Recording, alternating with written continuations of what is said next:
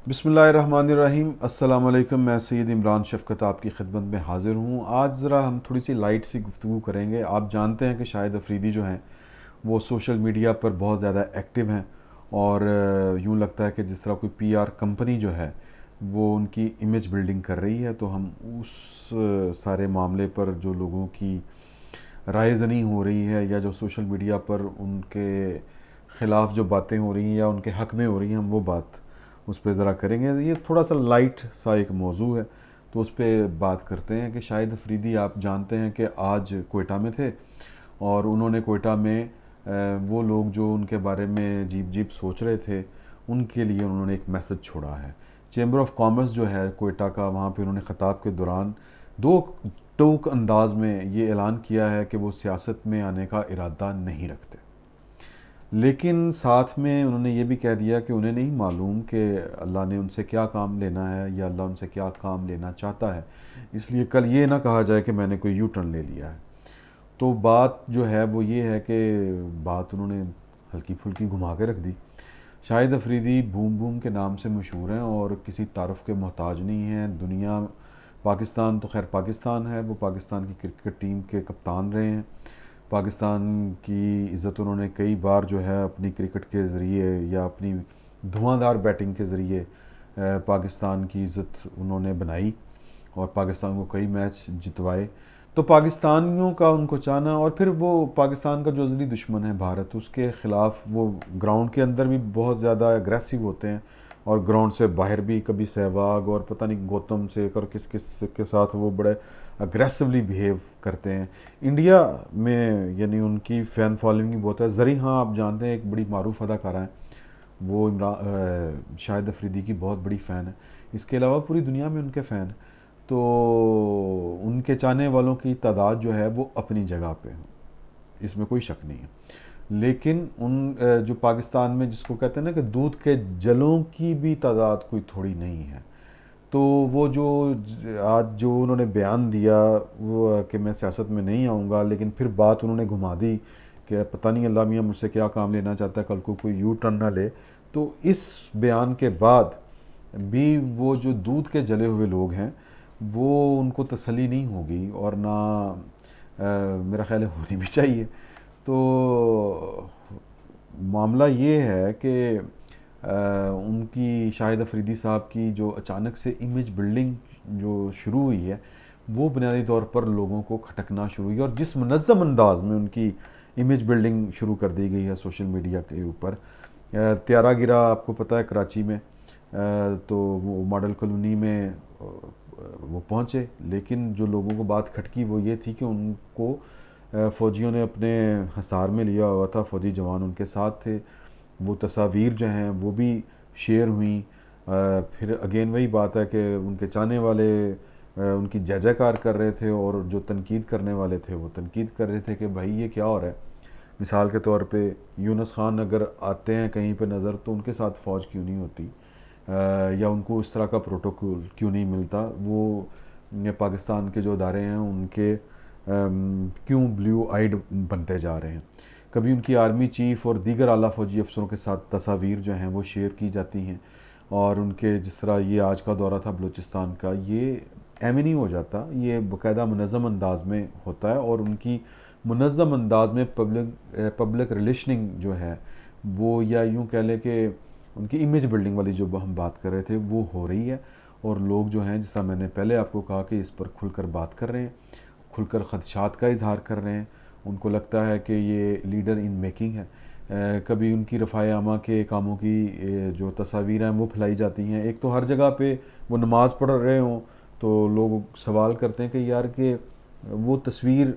खींचने वाला बंदा जो है वो हर वक्त उनके साथ किस तरह मौजूद होता है। तो ज़ाहिर है कि ये पब्लिक रिलेशनिंग है, तो ये एक पूरे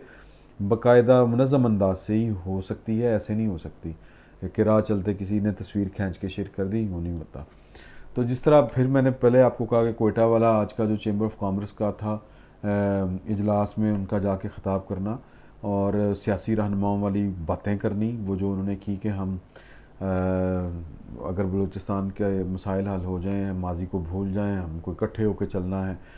और ये करना है वो करना है, ये सियासी بیانات ہیں بیسیکلی یہ طرز عمل ایک سیاستدان والا طرز عمل ہے. تو پھر اسی طرح وہ کبھی کسی بچے کے پاؤں سے کانٹا نکال کر اس کو بوٹ پہنا کر تسمے باندھتے ہوئے ان کی تصاویر بھی سامنے آ جاتی ہیں, پھر شیئر بھی کی جاتی ہیں. اس عمل پر بنیادی طور پر اب اس کو سمجھنے کی ضرورت ہے کہ جو یہ تنقید کرنے والے لوگ ہیں یہ تنقید شاہد افریدی پر نہیں کر رہے, یا یہ جو خدشات کا اظہار کر رہے ہیں وہ شاہد افریدی پر نہیں کر رہے بلکہ پاکستان کے اداروں کے اوپر کر رہے ہیں, اور ان کے خدشات جو ہیں وہ پاکستان کے اداروں سے متعلق ہیں کہ ایک یعنی ایک تو ہوتی ہے نا نیچرل لیڈرشپ ہوتی ہے کہ وہ آ جاتی ہے, مطلب اس کو بنانا نہیں پڑتا, لیکن کوئی زور لگا کے کسی ایک سلیبریٹی کو پبلک فگر بنانے کی یا کہہ لیں کہ پولیٹیکل اس کو لیڈرشپ اس کے ذریعے لانے کی کوشش کرنا, یہ لوگوں کو کھٹک رہا ہے. تو ملک کے جو معروف لوگ ہیں, ایک تو عام لوگ بھی اس پہ تنقید کر رہے ہیں, ملک کے معروف لوگ اس پر کھل کر بات کر رہے ہیں. وزیر اعظم عمران خان کی جو سابق اہلیہ ہیں ریحام خان صاحبہ, انہوں نے اپنے ایک ٹویٹ میں تو ڈیئر پنڈی والوں کو کہہ کے, ڈیئر پنڈی اس کو یعنی اب پنڈی کیا ہے یہ آپ کو پتہ ہی ہے, وہ مخاطب کرتے ہوئے کہا کہ شاہد افریدی کی انٹیگریٹی جو ہے اس کو خراب نہ کیا جائے جس طرح اس سے پہلے کسی کو آپ نے خراب کیا. اب ان کا اشارہ جس طرف تھا وہ بتانے کی ضرورت نہیں ہے, وہ سمجھنے والوں کے لیے اشارہ ہی کافی ہوتا ہے. تو مرتضیٰ سلنگی بھی اسی طرح پاکستان کے ایک بہت بڑے صحافی ہیں. انہوں نے یہ جو تصویر میں نے آپ کو بتائی تھی کہ وہ شاہد افریدی ایک بچے کا جوتے کا تسمہ باندھ رہے ہیں, تو اس پہ انہوں نے ایک بڑا دلچسپ تبصرہ کیا اپنے ٹویٹ اکاؤنٹ کے اوپر. انہوں نے لکھا کہ میں بڑا ہو کر بڑے بوٹوں کے بڑے تسمے باندھا کروں گا. اب یہ جو تبصرہ ہے یہ بھی آپ سمجھ جائیں, یہ بتانے کی ضرورت نہیں ہے کہ وہ کن بوٹوں کی بات کر رہے تھے اور بڑا ہونے کا کیا مطلب ہے. تو یہ خیر باتیں ایک طرف, پھر لوگوں کے خدشات یہ بھی ہیں کہ آپ کو یاد ہوگا کہ 1992 میں جب عمران خان نے بھی سیاست میں آنے سے پہلے اسی طرح کے بیانات دیتے تھے کہ میں سیاست میں نہیں آؤں گا, میں لوگوں کی خدمت کروں گا, سوشل ورک کروں گا, اس طرح کی چیزیں وہ کہا کرتے تھے. لیکن ایک منظم انداز میں ان کی بھی اسی طرح امیج بلڈنگ ہونی شروع ہوئی, تو ان کو بھی 1992 میں بلوچستان کا دورہ کروایا گیا تھا. تو آج کا جو شاہد افریدی کا دورہ ہے کوئٹہ کا, وہ لوگوں کو وہ یاد آ رہا ہے, وہ تصاویر عمران خان کی, اسی طرح وہ جو ایک خاص پگڑی ہے بلوچیوں کی عمران خان نے بھی باندھی ہوئی ہے اور شاہد افریدی نے بھی باندھی ہوئی ہے, تو وہ اس سے اس کو ریلیٹ کر رہے ہیں. تو اب معاملہ یہ ہے کہ اس کو تھوڑا سا ہم مختصر کرنے کی کوشش کرتے ہیں کہ لوگوں کے دلوں کے اندر جو ہے وہ بات بیٹھی ہوئی ہے کہ پاکستان کے جو سیکیورٹی کے ادارے ہیں انہوں نے عمران خان کو پہلے بنایا تھا اور اب وہ شاہد افریدی کو مستقبل کے لیے تیار کر رہے ہیں. ایک صارف نے ٹویٹر پر تو عمران خان اور شاہد افریدی کی مشترکہ تصویر پر تبصرہ کیا کہ وزیر اعظم عمران خان کے ساتھ زیر تعمیر وزیر اعظم شاہد افریدی موجود ہیں. تو عمران خان آپ جانتے ہیں کہ ان میں جو سیاست کا پوٹینشل تھا وہ سب سے پہلے جنرل ضیاء الحق نے اس گوہر نایاب کو شناخت کیا تھا اور ان کو وزیر بننے کی پیشکش بھی کی تھی. عمران خان بارہا یہ اپنے منہ سے کہہ چکے ہیں, اس کا اعتراف کر چکے ہیں, یہ بات بتا چکے ہیں. تاہم بعد میں جنرل حمید گل جو ہیں وہ انہوں نے عمران خان پر بڑی انویسٹمنٹ کی تھی اور ان کی پولیٹیکل پارٹی جو تھی تحریک انصاف اس کو بنانے میں بڑا ان کا کردار تھا. اور پاکستان کے ایک صحافی ہیں, لوگ ان سے نفرت بھی کرتے ہیں اور محبت بھی ان سے بڑی کرتے ہیں, سلیم صافی. انہوں نے ایک کالم بھی لکھا تھا کہ میں ان اجلاسوں میں شریک ہوتا تھا جن میں عمران خان کو کھڑا کرنے کی کوشش کی جا رہی تھی, ان کی پارٹی بنانے کی کوشش کی جا رہی تھی. خیر بعد ازاں وہ پاکستان کی فوج, عمران خان کی میں بات کر رہا ہوں, پھر جب انہوں نے اپنی پارٹی کا لانچ کر دیا, بنا لی پارٹی, اور اس کار زار میں جو کار خار ہی کہنا چاہیے میں وہ سیاست میں اترے, تو انہوں نے اپنی جو سیاست کا رخ تھا یا انداز تھا وہ اینٹی اسٹیبلشمنٹ اپنے آپ کو رکھا تھا. فوج کے جرنیلوں کے اوپر وہ بڑے سخت ریمارکس دیا کرتے تھے. پاکستان کی جو ایجنسیاں ہیں, خفیہ ایجنسیاں, ان پر بڑی کھل کر تنقید کیا کرتے تھے. اور لوگ آج تک ان کے وہ جو بیانات ہیں, ان کی جو ویڈیو کلپس ہیں, وہ یوٹیوب وغیرہ پہ شیئر کرتے ہیں، وہ اکثر دیکھنے کو مل جاتی ہیں۔ تو پھر بعد میں یہ ہوا کہ 2008 کے جو انتخابات آئے تھے، وہ انتخابات ہوئے، اس میں پیپلز پارٹی اور نون لیگ جو ہیں، یہ چونکہ مساق جمہوریت کے ذریعے انہوں نے طے کر لیا تھا کہ ہم پاکستان کے جو اور ڈیموکریسی کو ڈی ریل نہیں کریں گے، اور پاکستان کے جو حساس ادارے ہیں جن کا سیاست سے کوئی تعلق نہیں ہے اس کو ان میں نہیں گھسیٹیں گے، تو پھر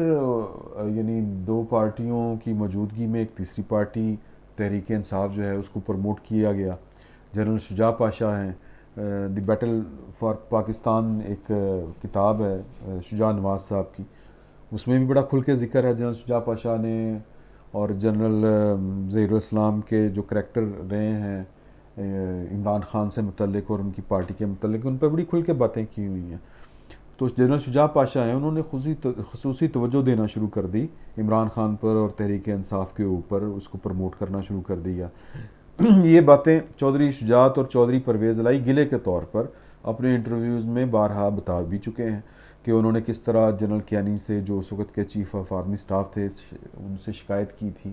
کہ جنرل پاشا مسلم لیگ کاف کے بہت سے لیڈرز کو توڑ کر بھجوا رہے ہیں تحریک انصاف میں۔ تو جنرل کیانی کے کہنے پر جب انہوں نے شکایت کی چودھری شجاعت نے،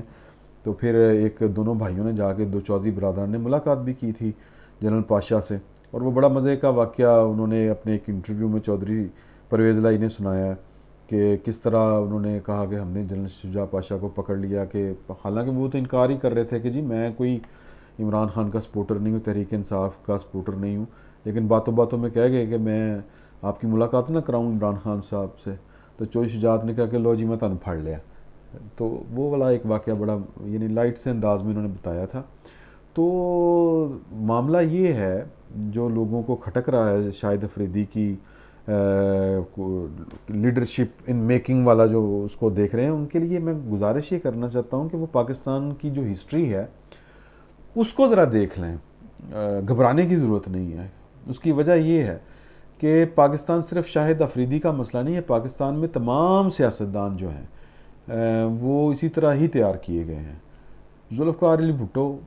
لوگ اس کو اینٹی اسٹیبلشمنٹ ان کو کہتے تھے، اللہ تعالیٰ ان کے درجات بلند کرے۔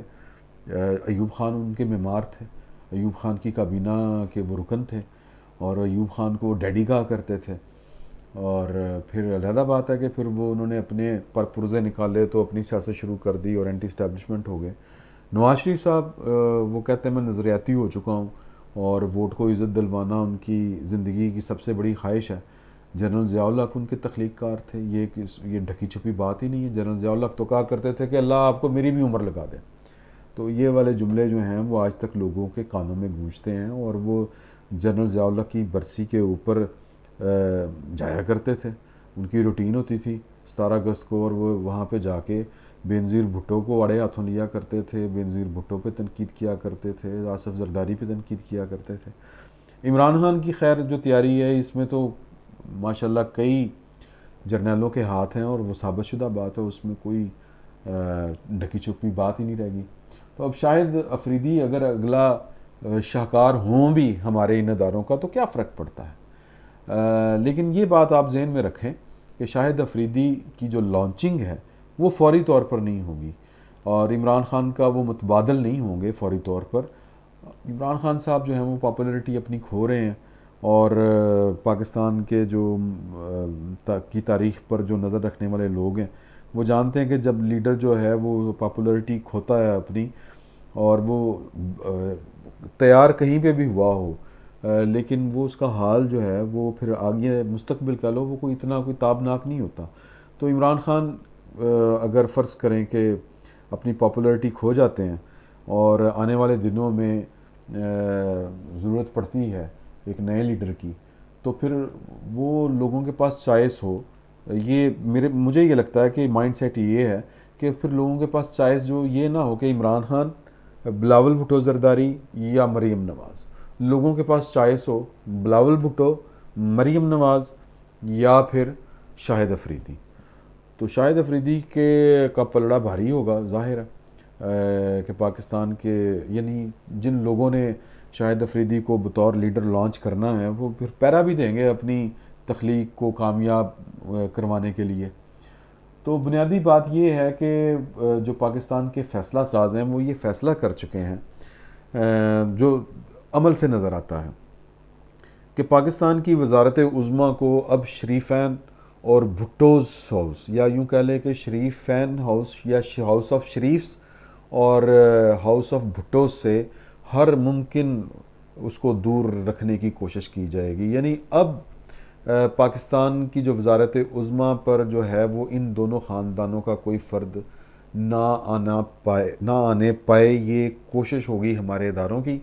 اور ظاہر ہے لوگ جو ہیں وہ ویسے بھی تنگ ہیں، یا فی الحال تو یہی لگتا ہے کہ وہ مورسی سیاست کے خلاف بھی باتیں ہوتی ہیں اور اس طرح کی باتیں بھی ہوتی ہیں، تو لوگوں کو ایک چوائس دینی ہے بیسیکلی، کہ چلیں جی عمران خان تو ہیں، وہ اگر فرض کریں کہ سرو نہیں کر پائے، ڈیلیور نہیں کر پائے، تو پھر آپ کو بلاول بھٹو کی طرف دیکھنے کی ضرورت نہیں ہے، آپ کو مریم نواز کی طرف دیکھنے کی ضرورت نہیں ہے، آپ کے لیے یہ ایک نیا لیڈر موجود ہے، اس کو ٹرائی کر کے دیکھ لیں۔ تو گھبرانے کی ضرورت نہیں ہے، فی الحال گھبرانے کا وقت نہیں ہوا، گھبرانے کا وقت جب ہوگا تب ہم سب مل کے گھبرا لیں گے، اور آنے والے دنوں میں یہ مستقبل کی باتیں ہیں۔ فوری طور پر میرا خیال ہے کہ اس طرح کا کوئی خدشہ نہیں ہے کہ جی کہ عمران خان کو ریپیل کیا جائے گا یا عمران خان کو ریپلیس کیا جائے گا شاہد افریدی کے ذریعے۔ شاہد افریدی کس مرض کی دوا ہوں گے آنے والے دنوں میں، وہ میں نے آپ کو بتا دیا ہے۔ فی الحال کے لیے اتنا ہی، بہت بہت شکریہ، اللہ حافظ۔